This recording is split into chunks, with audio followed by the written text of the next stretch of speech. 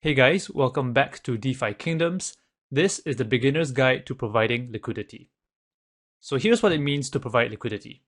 Let's say someone has some WAN tokens and wants to swap it with some Jewel tokens.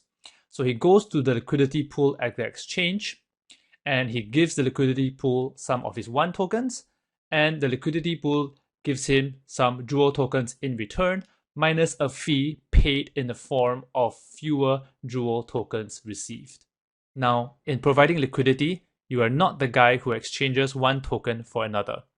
Instead, you are the guy who provides the tokens that other people use to exchange with. And for your service, you are paid a portion of the exchange fees. So this is what it means to provide liquidity.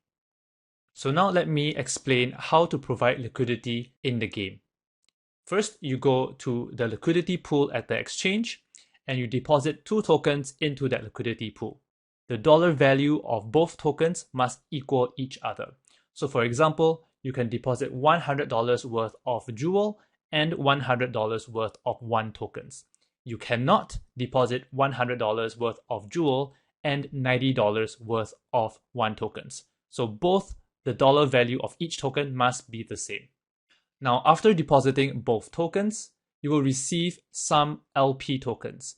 You then go to the gardens with these LP tokens and deposit it with the Druid. Over time, you will receive more jewels on top of the exchange fees you are already earning at the liquidity pool. Depending on when you do this, some portion of the earned jewels here may be locked up for a period of time. So now let me show you how to do all of this in the game. To provide liquidity in the game, first go to the marketplace and click on the Druid. And then here you can click Add Liquidity. So here you will add the 2 tokens that you want to provide liquidity with. And remember, they must be of equal dollar value. And once you've done that, just submit and complete the transaction in your wallet. You will then receive some amount of LP tokens. And next, you want to go to the gardens where you will deposit the LP tokens at the Druid. Okay, so click the Druid, and then you will wait for the gardens to load. Here, you want to look for the 2 tokens that you provided liquidity for, and then click deposit. And this is where you deposit your LP tokens. You can withdraw your liquidity at any time, and to do this, first withdraw your LP tokens from the Gardens Druid. There might be a withdrawal fee depending on how soon you withdraw your LP tokens from the time you deposited them. If you have not yet claimed your jewels when you do so, all outstanding earned jewels will be auto-claimed back into your wallet. So once you have your LP tokens, you can then go back to the marketplace Druid to withdraw your 2 tokens from the liquidity pool. So here are some of the risks of providing liquidity. First, you are exposed to token price risk. So if you deposit the WAN token and the Jewel token, for example, if the price of those tokens go down, then of course your overall investment value will go down as well.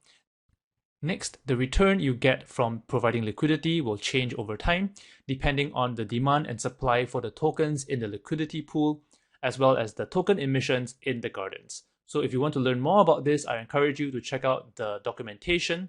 I'll put a link to it in the description below. Lastly, you want to also pay attention to a thing called impermanent loss. This is a whole topic unto itself, so I won't be talking about that here, but make sure you go online and search for it and learn what this is. The bottom line, however, is that impermanent loss is generally not a big deal unless the price of both tokens diverge very, very significantly from each other. If they don't, then you will generally be okay.